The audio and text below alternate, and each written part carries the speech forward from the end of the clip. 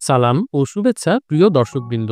আজকে আমরা এক্সপ্লেইন করব জয়া আর শারমিন নামের একটি ওয়েব ফিল্মের গল্প, যেটি কিছুদিন আগে মুক্তি পেয়েছে চরকি ওটিটি প্ল্যাটফর্মে। গল্পটির কাহিনী আবর্তিত হয়েছে কিছুকাল আগে হয়ে যাওয়া করোনা মহামারীর সময়ে একজন নায়িকা এবং তার বাসার কাজের মেয়ে বা হেল্পিং হ্যান্ডের জীবনে ঘটে যাওয়া কিছু ঘটনা এবং মিথস্ক্রিয়া নিয়ে। সিনেমাটির প্রযোজক ছিলেন জয়া আহসান নিজেই, আবার নাম ভূমিকায়ও তিনি অভিনয় করেছেন। এই কাহিনীটা অনেকটা মহামারীর সময়ে তার জীবনের বায়োগ্রাফির মতো, অর্থাৎ ওই সময়ে ঘরে বন্দি সময়ে তার জীবনে যা ঘটেছিল সেটাই গল্প আকারে তিনি উঠিয়ে এনেছেন এই সিনেমাতে। সরকার থেকে লকডাউনের ঘোষণা দেওয়া হয়েছে।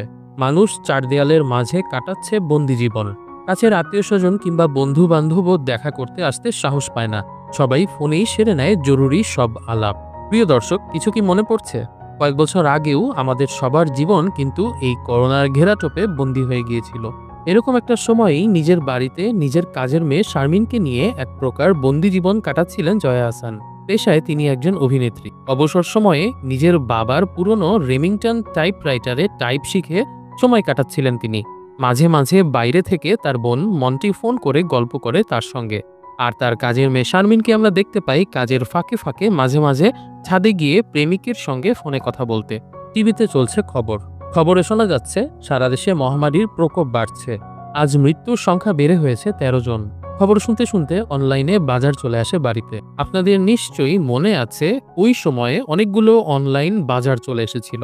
এখনো যাদের ফোনের যন্ত্রণায় অতিষ্ঠ হতে হয় আমাদের। জোকস অ্যাপার্ট, বাজারের ব্যাগ চেক করে পচা পেঁয়াজ পেলে বাজার নিয়ে আসা লোকদেরকে ফোন করে ঝাড়ি দেয় শারমিন। জয়ার মা তখন লন্ডনে বেড়াতে গিয়ে আটকে গেছে। ফ্লাইট বন্ধ থাকায় আর পারছে না দেশে ফিরতে। জয়ার দিন কাটে গাছের যত্ন নিয়ে, লুডো খেলে আর ইউটিউব দেখে নানান রান্নার এক্সপেরিমেন্ট করে। জয়ার বাসায় শারমিন অনেক দিন ধরেই কাজ করে। শারমিনের আগে একবার বিয়ে হয়েছিল। সেই ঘরে তার একটি ছেলে আছে তানজু মিয়া নামের। সেই ছেলেটি মাদ্রাসায় পড়ে। মাঝে মাঝেই শারমিন তানজুর সাথে দেখা করতে সরাইলে যায়। এর মধ্যে জয়ার কাছে একটা পার্সেল আসে। মূলত একজন ফিল্ম ডিরেক্টর তার নতুন সিনেমার স্ক্রিপ্ট পাঠিয়েছে জয়ার কাছে। লকডাউন শেষ হলেই সিনেমাটির শুটিং শুরু হবে। সিনেমার নাম একটু অদ্ভুত, MW। মূলত মহামারীতে আক্রান্ত মৃতপ্রায় স্বামীকে বাঁচানোর প্রাণান্তর চেষ্টা করতে থাকা এক স্ত্রীর গল্প ফুটে উঠেছে সেই গল্পে। জয়া স্ক্রিপ্ট পড়তে পড়তে দেখতে পাই পুরো গল্প জুড়ে অনেক মেডিকেল টার্ম।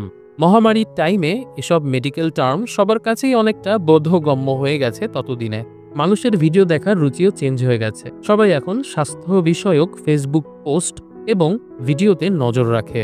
অনেকেই বিভিন্ন ঘরোয়া চিকিৎসা পদ্ধতির ভিডিও দিয়ে ভাইরাল হয়ে গেছে এর মাঝে।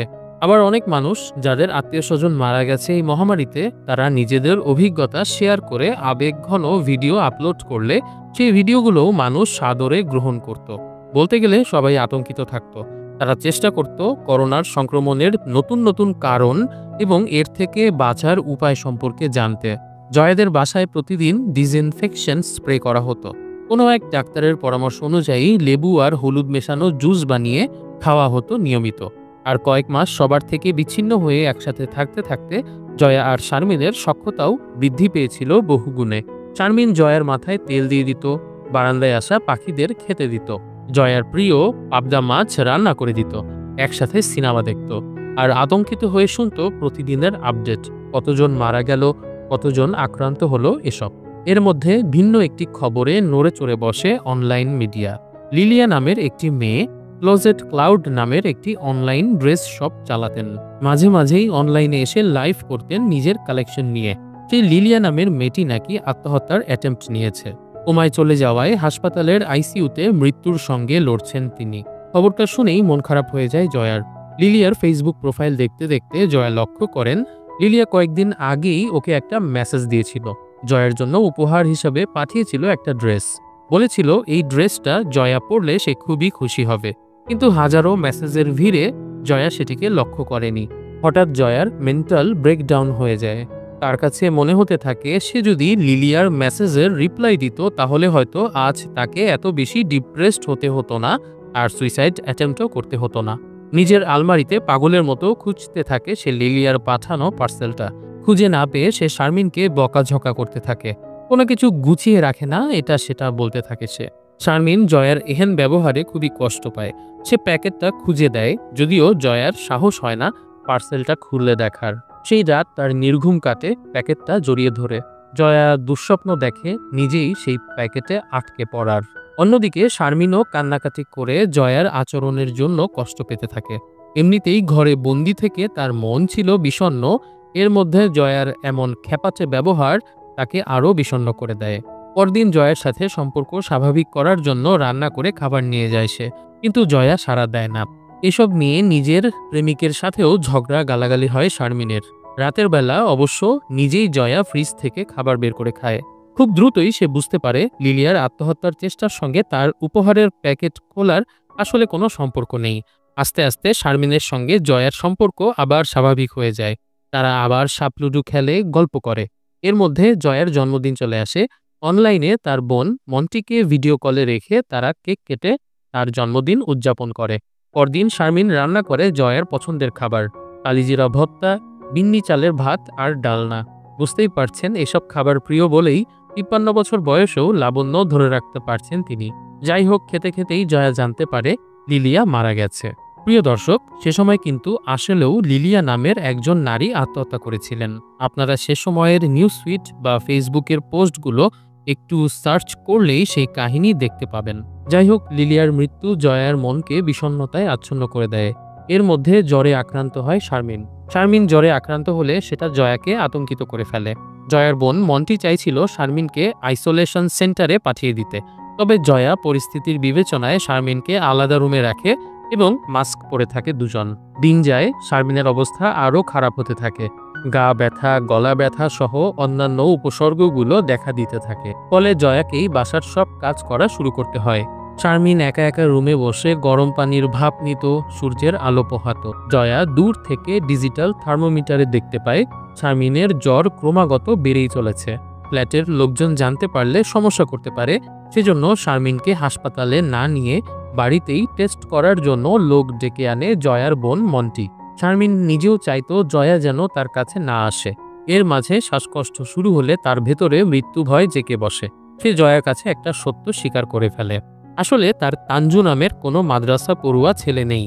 মাঝে মাঝে ছেলের সাথে দেখা করতে সরাইল যাবার কথা বলে সে বাড়ি থেকে বের হতো। সেটা বাড়ির বাইরে যাবার মিথ্যে অজুহাত ছাড়া আর কিছুই ছিল না। এই মিথ্যে কথা বলার জন্য জয়ার কাছে ক্ষমা চায় সে। জয়া আপাতত শারমিনকে এসব নিয়ে কিছু বলে না, তবে শারমিন নিজে থেকেই সিদ্ধান্ত নেয় সে চলে যাবে, যাতে তার থেকে রোগটা জয়ার মাঝে না ছড়ায়। তাই কাউকে কিছু না জানিয়ে এক সকালে শারমিন কিছু ওষুধ আর কয়েকটা মাস্ক নিয়ে চলে যায় জয়ার বাড়ি ছেড়ে। জয়া হয়ে পড়ে সম্পূর্ণ একা। এতদিন শারমিনের সঙ্গে লকডাউনের বিষণ্ণতা ভাগাভাগি করে নিলেও এখন জয়ার দিন কাটতে থাকে নিঃসঙ্গভাবে। রান্নাবান্নার ঝামেলা এড়াতে খাওয়া শুরু করে সে শুকনো খাবার। কিন্তু ভাগ্যের কি খেল দেখুন, কয়েকদিন পর তাদের টেস্টের রিপোর্ট চলে আসে। দেখা যায় শারমিন আসলে করোনায় আক্রান্ত হয়নি। তার অসুখটা ছিল সাধারণ ভাইরাল ফিভার। জয়ার মন আরও বিষণ্ণ হয়ে যায়। তবে এই মুহূর্তে শারমিনকে বাড়িতে আবার ডেকে আনারও কোনো উপায় নেই, কারণ শারমিন ইতিমধ্যে বাইরে গিয়ে এক্সপোজড হয়ে গেছে। জয়া একদিন ফ্রিজ খুলে দেখতে পায় শারমিন যাবার আগে ফ্রিজে তার জন্য প্রিয় মাসকলাইয়ের ডাল রান্না করে গেছে। সব মিলিয়ে জয়া খুব আবেগপ্রবণ হয়ে পড়ে। তার আর ভালো লাগে না চার দেয়ালের বন্দি জীবনটা কাটাতে। লিলিয়ার ড্রেসটা সে এতদিন খোলেনি, তার আর একটা কারণ ছিল। সে সময় বাইরে থেকে পার্সেল আসলে মানুষ কিছুদিন সেটা বাইরে রেখে দিত, যাতে কোনো জীবাণু জীবিত না থাকে। জয়া সেই ভয় কাটিয়ে ড্রেসটা বের করে ফেলে, আর অনেকদিন পর ঘর ছেড়ে বের হয় সে। ছাদে গিয়ে সময় কাটায় নিজের পছন্দের গাছগুলোর সঙ্গে। প্রিয় দর্শক, এখানেই শেষ হয় জয়া আর শারমিন সিনেমাটি। গল্পটি মূলত মহামারীকালে অভিনেত্রী জয়া ও তার বাসার কাজের মেয়ে শারমিনকে ঘিরে আবর্তিত হয়েছে।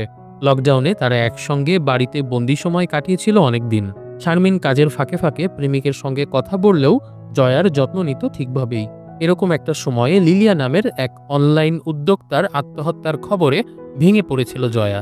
এই ঘটনার জেরে তাদের সম্পর্কে দূরত্ব তৈরি হয়েছিল, আবার ধীরে ধীরে সেটা স্বাভাবিকও হয়ে গিয়েছিল। কিন্তু এর মাঝে শারমিন হঠাৎ জ্বরে আক্রান্ত হয়। সবাই ভাবে সে হয়তো করোনায় আক্রান্ত হয়েছে। ভয়ে ও দায়িত্ববোধে শারমিন কাউকে না জানিয়ে বাসা ছেড়ে চলে যায়। পরে রিপোর্টে জানা যায় শারমিন করোনায় আক্রান্ত ছিল না, কেবল সেটি ছিল সাধারণ জ্বর। চারমিনের রেখে যাওয়া রান্না আর স্মৃতিগুলো জয়াকে আবেগী করে তোলে এবং সে নিঃসঙ্গ জীবনে প্রকৃতির সান্নিধ্যে শান্তি খুঁজে বেড়ায়। মহামারীর ওই সময়টা কিন্তু আমাদের মধ্যে কিছু মূলভাব বা শিক্ষা দাঁড় করিয়ে দিয়েছিল। আমরা বুঝতে পেরেছিলাম মানবিক সম্পর্কের গুরুত্ব। সংকটের সময়ে টাকার থেকেও বেশি মূল্যবান হয়েছিল কাছের মানুষের সঙ্গ ও সহমর্মিতা। এছাড়াও ওই সময়টা আমাদের মধ্যে সচেতনতা এবং দায়িত্ববোধের একটা জ্ঞান জন্ম দিয়েছিল। আমরা বুঝতে পেরেছিলাম যে নিজের কাশি হলেও মাস্ক পরতে হবে, অর্থাৎ নিজের অসুস্থতার কারণে অন্যকে ঝুঁকিতে না ফেলার যে দায়িত্বশীলতার যে একটা গুণাগুণ, সেটা কিন্তু আমাদের মাঝে সেই মহামারী জন্ম দিয়েছিল। মহামারী দেখিয়েছিল মানুষ আসলে কতটা একা হতে পারে, আর ছোট্ট সহানুভূতি সেই একাকিত্ব ভাঙতে পারে। সামান্য আবেগের ভুলে সম্পর্ক ভেঙে যেতে পারে। তাই ধৈর্য ও বোঝাপড়ার মাধ্যমে আমাদের উচিত আমাদের সম্পর্কগুলোকে বজায় রাখা। প্রিয় দর্শক, সে সময় প্রতিটা দিন আমরা ঘরে বন্দি থেকে ভাবতাম একদিন এই মহামারী নিশ্চয়ই কেটে যাবে, লকডাউন শেষ হবে, আমরা বাইরে আবার খোলা আকাশে বুক ভরে নিঃশ্বাস নিতে পারবো। সেই দিন কিন্তু খুব তাড়াতাড়ি চলে এসেছিল। এজন্য আমাদের উচিত সৃষ্টিকর্তার প্রতি কৃতজ্ঞ থাকা। সবসময় আমাদেরকে মনের ভেতরে আশা বাঁচিয়ে রাখতে হবে। যতই অন্ধকার হোক না কেন, মানুষ কিন্তু বেঁচে থাকে আশাতেই। এক কথায় আমরা আজকে যে গল্পটি শুনলাম, সেটির একটা মূল শিক্ষা হলো অন্যকে মূল্য দিতে হবে, অন্যের যত্ন নিতে হবে, কারণ মানুষের মধ্যে সম্পর্কগুলোই জীবনের সবচেয়ে বড় সম্পদ। আজকের মতো ভিডিওটি এখানে শেষ করছি। ভিডিওটি ভালো লাগলে লাইক করুন, কমেন্ট করে ভিডিওটির ব্যাপারে আপনার মতামত জানান। আর এরকম ভিডিও আরও দেখতে চাইলে আমাদের চ্যানেলটি সাবস্ক্রাইব করে দেবেন। প্রিয় দর্শক, আপনারা কিন্তু চাইলে আমাদের সঙ্গে ফেসবুকেও কানেক্টেড থাকতে পারেন। সেজন্য ফেসবুকে গিয়ে আর্ট ফর রিভিউ বাংলা পেজটি ফলো করতে হবে। আজকের মতো এখানেই শেষ করছি। সবাই অনেক ভালো থাকবেন, সুস্থ থাকবেন, এই কামনায় বিদায়।